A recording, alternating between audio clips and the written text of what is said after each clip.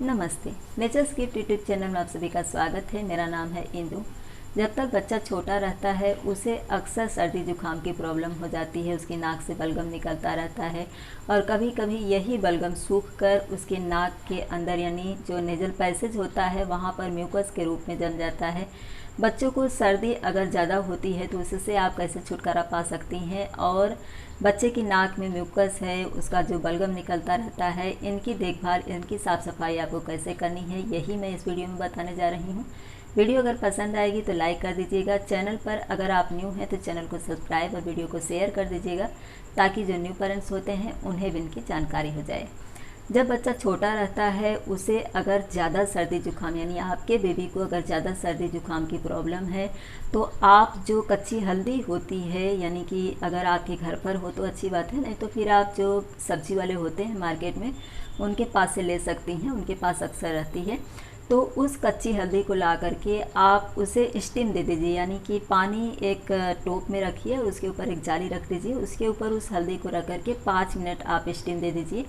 और उसके बाद में चाहें तो आप ऐसे ही उसका पेस्ट बना करके बच्चे के सीने पर, उसकी रीढ़ की हड्डी पर, उसके पैर के तलुए और हाथ पर थोड़ा सा लेप कर देंगी। और उसके बाद यानी ये लेप आप तब करिए जब बच्चे को आप सुलाने जा रही हैं, और नहीं तो फिर आप जो ये हल्दी का पेस्ट बनाएंगी उसे आप कोकोनट ऑयल नहीं तो फिर मस्टर्ड ऑयल जो होता है उसमें हल्का सा आप गैस पर गरम कर लीजिए और उसे हल्का ठंडा होने दीजिए, यानी इतना कि बच्चे को सहन हो सके। तब आप सुलाते समय बच्चे के चेस्ट पर इसका लेप कर दीजिए। तो इससे जो बच्चे को बार बार सर्दी की समस्या होती है उससे उसे निजात मिल जाती है। इसके अलावा जो अजवाइन होता है वो और लहसुन, उसे छील करके आप तवे पर सेक लीजिए और उसकी एक पोटली बना लीजिए कॉटन के कपड़े की, और उससे भी सेक देने से जो बच्चे के सीने में कफ वगैरह जमा रहता है वो निकल जाता है। अब बात कर लेते हैं बच्चे की नाक से जो बलगम निकलता है। बच्चे की नाक से जो बलगम निकलता है वो निकलना ज़रूरी भी होता है, क्योंकि डॉक्टर भी ऐसा कहते हैं कि साल में कम से कम 8, 9 या 10 बार तक बच्चों को सर्दी होना चाहिए, क्योंकि ये जो बलगम निकलता है वो शरीर की एक गंदगी होती है जिसका निकलना ज़रूरी होता है। जिस तरह से कि बच्चा पॉटी करता है, सुसु करता है, कान में से वैक्स निकलता है, तो इसी तरह से नाक से भी ये जो बलगम निकलता है वो अगर न निकले तो वो कफ के रूप में बच्चों के सीने में जमा हो जाता है। इससे बच्चे को सांस लेने में तकलीफ़ होती है। और अगर ये वैक्स के रूप में अंदर यानी कि जो म्यूकस होता है वो जब अंदर इधर जमा हो जाता है तो इससे जब बच्चा आपका दूध पीने लगता है या फिर बॉटल से दूध पीने लगता है तो उसका मुंह तो बंद हो जाता है, दूध पीने लगता है तो नाक से जो सांस लेता है बच्चा वो नहीं ले पाता है, ये एक समस्या होती है।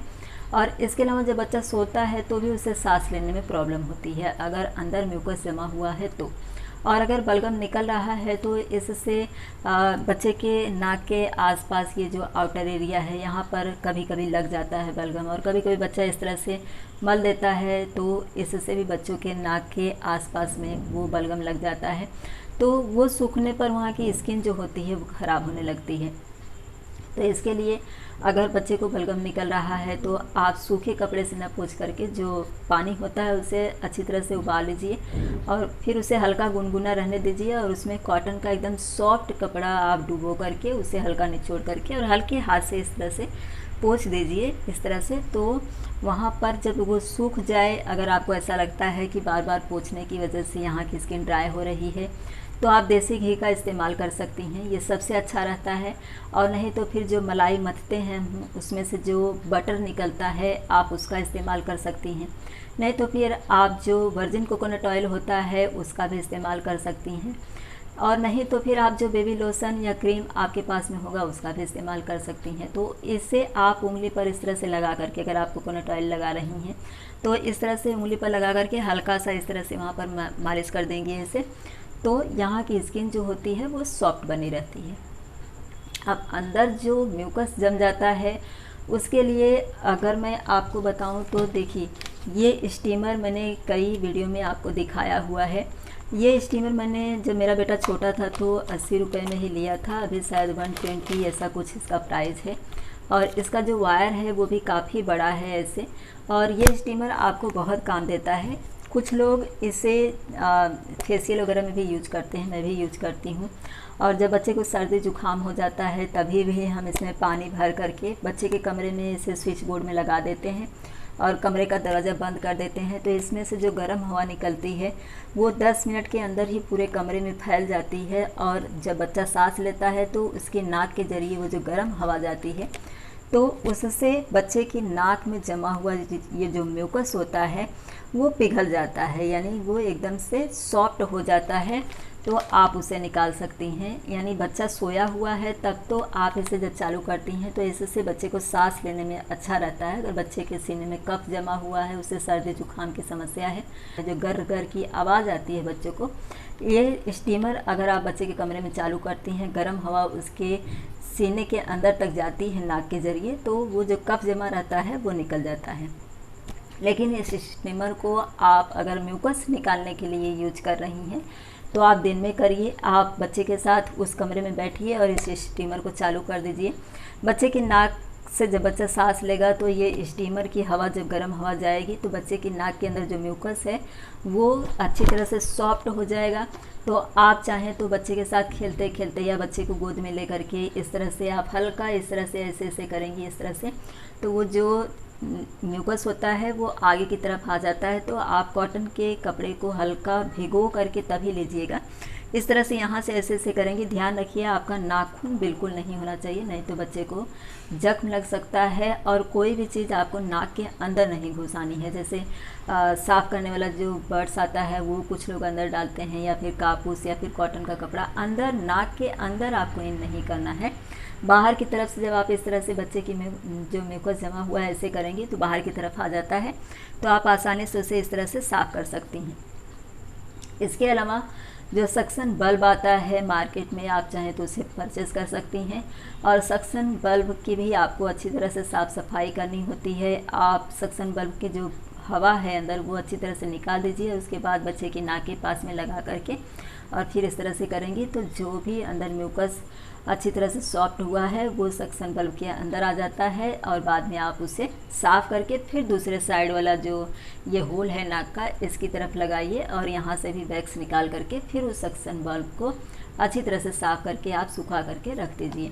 तो इस तरह से भी आप साफ़ कर सकती हैं। लेकिन मैंने इन सब उपकरणों का कभी भी यूज नहीं किया है।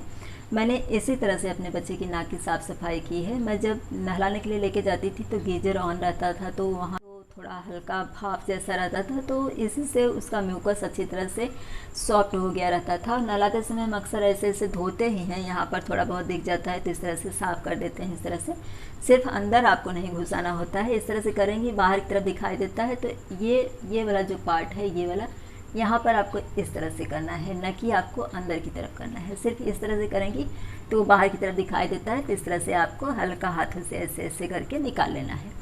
लेकिन नाखून आपके बिल्कुल नहीं होने चाहिए। नाखून आपके ज़रा से भी रहेंगे तो बच्चे को जख्म लग जाएगा। तो आप चाहें तो इस तरह का ये जो है ये ले सकती हैं। ये आपको पूरा लाइफ भर यूज आता है। अगर ये ख़राब नहीं हो गया, आपने इसकी अच्छी तरह से केयर की। मेरा ये 20 साल के लगभग होने को आया है और अभी तक ऐसा ही है।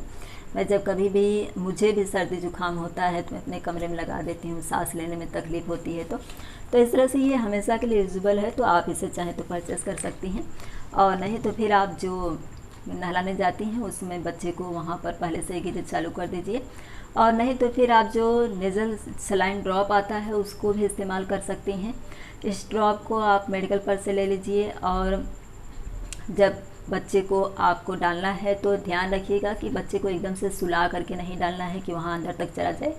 बच्चे को हल्का आप इस तरह से गोद में लीजिए और ज़रा सा उसका सिर ऐसे रहे, यानी कि इस तरह से रहे कि आप ऐसे डालें तो एकदम से अंदर न चला जाए। ज़रा सा आप डालेंगी तो बच्चे के सांस के ज़रिए थोड़ा अंदर की तरफ जाता है। 1 ड्रॉप या 2 ड्रॉप आप दोनों होल में डाल दीजिए, लेकिन इतना ही करके कि एकदम से बच्चा सोया हुआ न रहे। थोड़ा हल्का सा उसका सिर नीचे की तरफ करके आप डाल दीजिए, और थोड़ी देर के बाद में वो जो अंदर म्यूकस जमा रहता है वो सॉफ्ट हो जाता है। तो आप सक्शन बल्ब के ज़रिए निकाल सकती हैं। नहीं तो फिर जैसे मैंने पहले बताया इस तरह से करके आप यहाँ पर जब आ जाएगा म्यूकस तो आप उसे निकाल सकती हैं। नवजात शिशु को बार बार सर्दी जो होती है उसे ठीक करने के लिए मैंने जो हल्दी का उपाय आपको बताया है, उसके चेस्ट पर लेप करने के लिए ये आप नवजात शिशु पर भी ट्राई कर सकती हैं। जो बच्चे बड़े हो गए रहते हैं यानी 1-2 साल के हो गए रहते हैं उनके ऊपर भी ट्राई कर सकती हैं। लेकिन अगर बच्चा बाहर का दूध लेना शुरू कर दिया है यानी 6 महीने से बड़ा बच्चा है तो यही हल्दी आप बच्चे के दूध में डाल करके अच्छी तरह से पका करके अगर देती हैं तो इससे भी उनके सीने में कफ जमने की संभावना नहीं रहती है। आई होप मैंने जो जानकारी आपको इस वीडियो में दी है इससे नवजात शिशु को अगर बार बार सर्दी की समस्या हो रही है तो आप छुटकारा पा सकेंगी। और उसकी नाक की किस तरह से साफ़ सफाई करनी है ये आपको ज़रूर समझ में आ गया होगा। वीडियो अगर पसंद आई होगी तो लाइक कर दीजिएगा, चैनल को सब्सक्राइब और वीडियो को शेयर कर दीजिएगा ताकि जो न्यू पेरेंट्स हैं उन्हें भी इनकी जानकारी हो जाए। इसी तरह एक नए टॉपिक के साथ अगले वीडियो में फिर से मिलेंगे। वीडियो देखने के लिए आप सभी का धन्यवाद।